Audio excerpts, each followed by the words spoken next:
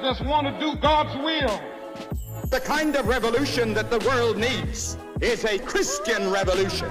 If you want a miracle, you've got to expect it to happen. You are the recipients of God's grace and God's blessings, and you rejoice in that reality. Welcome to Life Today Live. Great to have you. If you know anything about the Christian world and fiction, fact fiction, I don't know, we'll talk about that, but you know the name Jonathan Cahn. Fascinating. I'm always interested in what he's talking about, and I'm excited to have him on the program today. And he has a book that is already just out of the starting gate, leading the pack. It's called the Josiah Manifesto.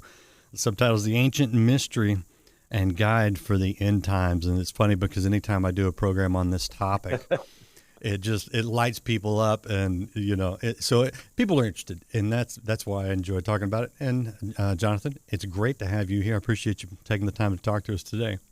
Great to be with you, Randy. So, I think this is the first time. Yeah, I mean, you've been here at the studio, but I think my dad was interviewing you then because yes, that's what happens. When he's like, Jonathan Cahn's here? Oh, I'm doing those shows. It's like, well, that's good. Yeah, it was a blessing to be with you guys. Oh, and it's look forward to doing it again. But let's talk about this latest book. Congratulations on its early success. I'm not surprised. But what give us sort of the underlying premise and storyline here, and then we'll talk about some of the details. Yeah, I would say with the Josiah Manifesto, I would put it this way: what if the Lord was revealing where we are, where we're going, where America is, where we are prophetically, where we are, what the future holds, and how to get ready, how to be ready for really what's happening to the culture, what's happening to the church, how to prevail, how to survive. And what if what we've been going through, there is a mystery from the Bible, a template from the Bible that actually speaks of these things down to the events that are happening, down to the timing of the events. The Josiah Manifesto is opening that up, and it's really, Randy, I've written many, this is the 8th book I've written, and this one is kind of taking people on a prophetic kind of mystery a tour, if I could say it that way, where it's opening up all these things that all come together. And when they come together, they're opening up a template, a blueprint, a guide of how we are to live now, how we are to prevail, and how we are to actually prosper and even protect our families. How do we live in these days? And so it is the last 100 pages are the manifesto, which I believe are the keys for every believer for this moment. The first part of it are the mysteries that lead to it. So just from a style standpoint, I'm curious because I have not seen the book. And in some of your other ones, you take sort of a fictional scenario to walk people through some truths, which yes. I'm actually a big fan of that style. Now, is this that type of, is there a storyline, a plot line, or are you simply presenting things and applying them today? Yeah, you know what, Randy, I think out of the 8 books I've written, 4 of them are done through a storyline. And so fiction, as you said, it's using fiction, but it's really not fiction. It's using fiction to convey, like as a delivery system, to reveal. That's starting with a harbinger. This one is straight. Okay. I think the next one will be, but then I think the one after that is going to be back to that. So it depends what I'm led to. Rennie, when I first wrote The Harbinger, I wrote it straight out, nonfiction. And then I was led, I believe, very strongly by the Lord, saying, He said, rewrite the whole thing, and now put a story in it because you're going to reach more people. Because The Harbinger is a very heavy thing. You're going to reach more people, like as the Lord used parables and those things. So he interrupted, and I had to write the whole thing again. But the whole story came to me like in an hour. And then when I started writing it that way, it wrote itself. It was the easiest thing I ever did with a man called the Prophet and a man called Noriel. It just wrote itself. So it depends on the subject, but it's exactly the case. I write both ways. Yeah. And I love that style. It's like Jesus was trying to explain something deep to his disciples. And he's like, okay, look, there was a man, he had two sons, you know, and Yeah. you just go, okay. And we start to get it. And there's layers and layers of meaning when you tell it that way. So I love it as a instructional device, and also something we can remember. But Yeah. so for this one, why Josiah? Well, it's all going to lead to that. I believe that the Lord is actually leading to that we are at a Josiah moment, and that is, and all these kind of mysteries that are going to open up in it are going to all converge with this one man. And the Josiah moment is where a nation, and Josiah came when a nation that had known God had turned away from God, and it was it was actually heading to judgment. It was very late, and God called Josiah to literally alter the course, at least for a time. He one man came revival. And so there are many reasons as we get into the mysteries that are all pointing to this being this Josiah moment. And therefore that Josiah holds these keys. Like, how did he do it? How did he live in an apostate culture and yet really not only not get affected by it, but he literally transformed it. So how do we, now we're in a similar culture, how do we do it? So there are keys from that moment and in history that are for us now, I believe, and there's keys specifically in Josiah about really how to overcome, and not just overcome, but literally touch your world. Yeah, and nothing new under the sun, right? I mean, these truths. You go all the way back to the garden, and what we see, I mean, it just repeats itself in human history over and over. So I get that. Now you've got a bunch of these mysteries, and we're not going to cover them all. People are just going to have to get the book to enjoy them. And I'll open it up to you, but I got to ask you about one. Okay. And that is January 6th and Donald Trump. Ooh, okay. You got it. Let's get right to the controversy, right? Okay. Well, you know what? You know what, Randy? Anything you do with me is pretty much going to be controversy, but certainly that is. Okay. All right. There's a mystery in the Bible, and I talk about the templates, how God really is a God who, as you said, there's nothing new under the sun. Well, things repeat, and also God uses things to show us. And the thing is, there is a template. I wrote a book a while back called The Paradigm, which is that behind even the leaders of our time, there are these templates or these prototypes from the Bible. They're actually following without not consciously following, but it follows. And so, and these things have not stopped since I wrote the book. They've been coming true. And that's why actually in the Josiah Manifesto, several of the things, the mysteries starting from the Harbinger that haven't stopped, are all kind of coming home or converging. So the thing with Donald Trump, the template is Jehu. And Jehu was a man who was wild.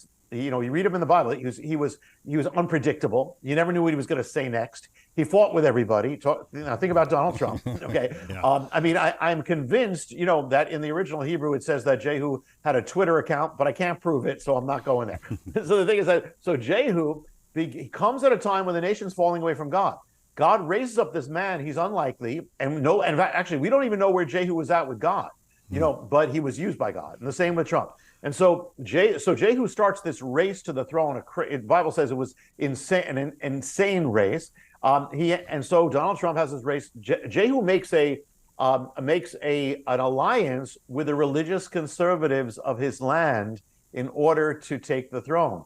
So did Donald Trump. He made an alliance with the religious conservatives of the land. Yeah, he did. Actually, Jehu asked one of them, one of these religious conservatives, to become his partner in the race. And so it's exactly what happened with Donald Trump. He asked Pence, and it's exactly, and then if that's not enough, Jehu is ending up, before he can take the throne, he has to beat an opponent. And the opponent is the nation's former first lady. So now think about Donald Trump. Seriously. Think about the election. You had Hillary, and so it was the nation's former first lady. And the thing is, you'll see this, but not only that. Let me just say about that. Jezebel, okay, and I'm not making a comment about Hillary Clinton, but Hillary Clinton was on the national stage for 22 years with her husband from one time he was governor to the end of his presidency. Then on her own, she was in public office for 12 years, and then she ran for president for 2 years. So it's 14 years. So 22 years on her own, 14 years on her own. Jezebel was on the national stage with her husband for 22 years with her husband, on her own 14 years. Seriously. The exact same. And so when all the polls were saying that Hillary Clinton was going to win, the paradigm in the Bible said that no, no, the one who follows in the footsteps of Jehu is going to win. So Jehu, Trump wins, and Jehu has an agenda to go to the capital city. You know what it was, Randy? It was to drain the swamp. Basically, that's what it was. So you have Donald Trump. Now there's much more, but let me go to January 6th. At one point in the template, Jehu calls for people to come, an assembly to come to the capital city. So Donald Trump does that as well. Jehu's people in that template surround a great Capitol building. Donald Trump's people, or some of them, surround this great Capitol building, the Capitol building. Mm-hmm. In the template in the Bible, there are proceedings going on in that Capitol building at the time, and so in January 6th. But then the people of Jehu, in the template, they storm the Capitol building. So they enter the Capitol building while there are proceedings going on. So January 6th, they go inside the same exact way. And there's so much to this, but I'll tell you one thing, and this is not getting political and it's not passing judgment on it, but one thing, and that is that on the week of January 6th, the Capitol Police announced how many people they arrested on site. And they made headlines. They said, we have arrested 80 people, headlines. If you go to the Bible in Jehu, it says in the Hebrew, the number of people who went into the temple was 80 people. Seriously. The exact same number. And this is very significant because Jehu, think about this, Randy, Jehu was the one who pulled down the Temple of Baal. The Temple of Baal was linked to child sacrifice or abortion. You know, in our terms, it's abortion. But they lifted up their children. Jehu came against it. And so what it says is no matter what you think of Donald Trump, he's a Jehu. He's going to end up being instrumental in pulling down America's Temple of Baal, which is Roe versus Wade, where 60 million children have been killed. He was instrumental, but that's exactly what the paradigm said. So, and the things I just told you were the template was in the book, The Paradigm, but it came true years after. It came true now, and that's why it's in the Josiah Manifesto. That kind of stuff is just wild. So now I'm going to have to go read 1st and 2nd Kings again. Yes, you got it. Looking a little bit differently. Yeah. So here's a question. My former pastor liked to say, kind of pounded it into my head in a good way, that when you come to Scripture, there's one correct interpretation, but there are many applications. And I don't know if you agree with that or not, but so when we look at the story of Jehu in the Bible, I mean, there's really only one correct way to read it, and it's fairly literal, you know. But now the application that you're drawing from that is rooted in the truth, and I see your application. There's no disagreement there. How do we know what is the correct application as we go forward?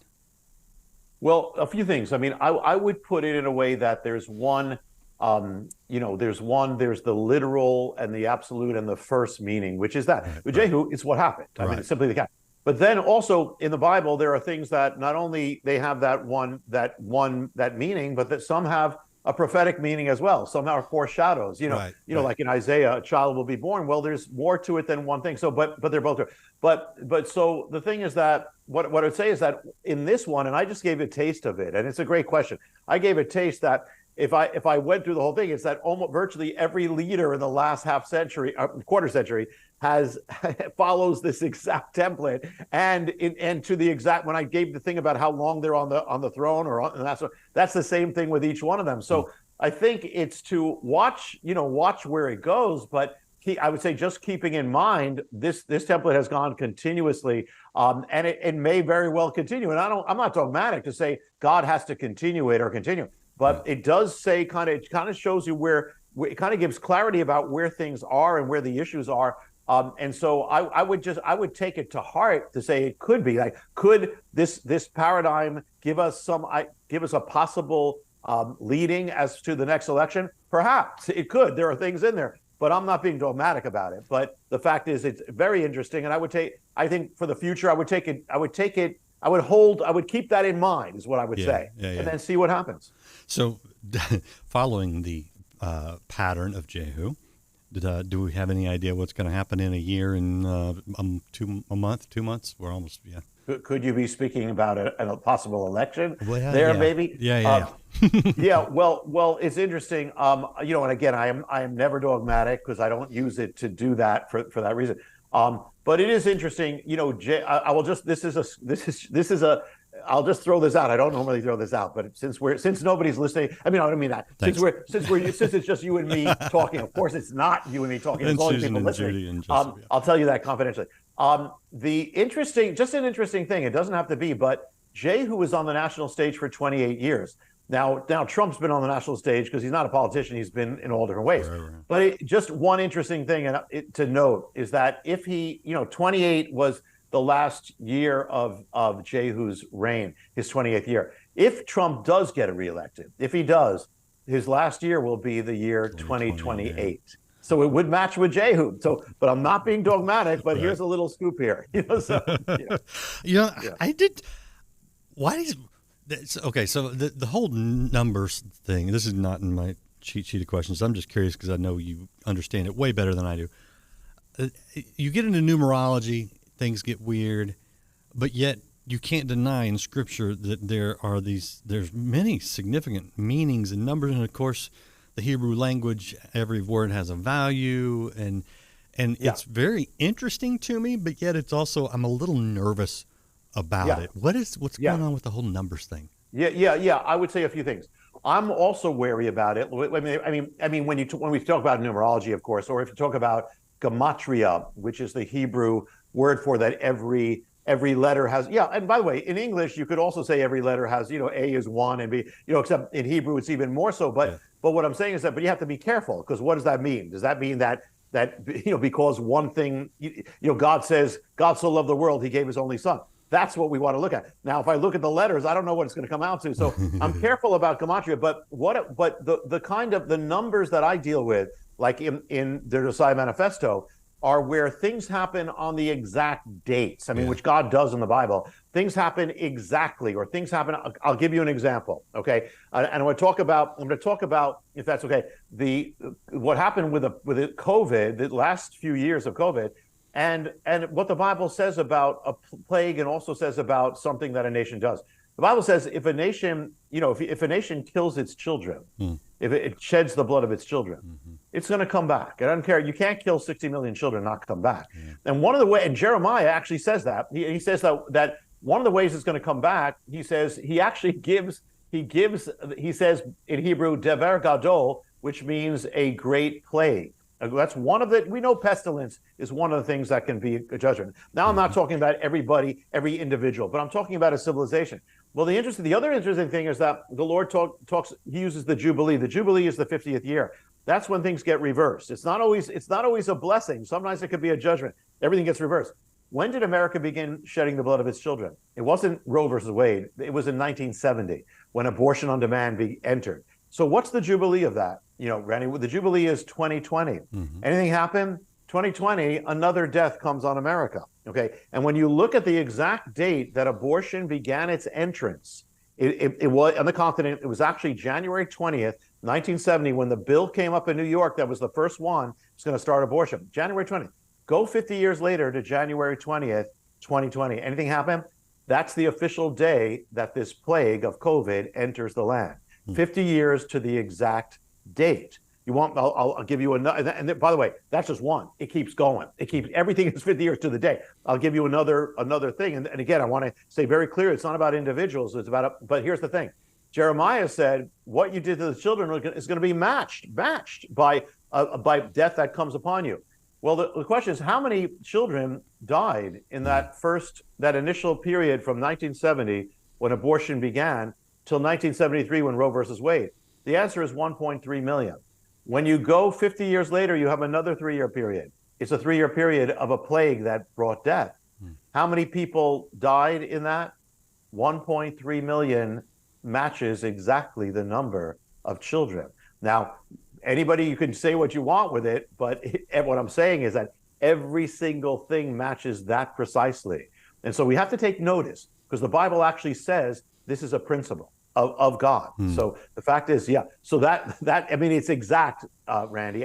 And I just gave a little taste of it, but it's one after the next. Because that people died from COVID or with COVID? Because I know the numbers were all over the place. I don't know.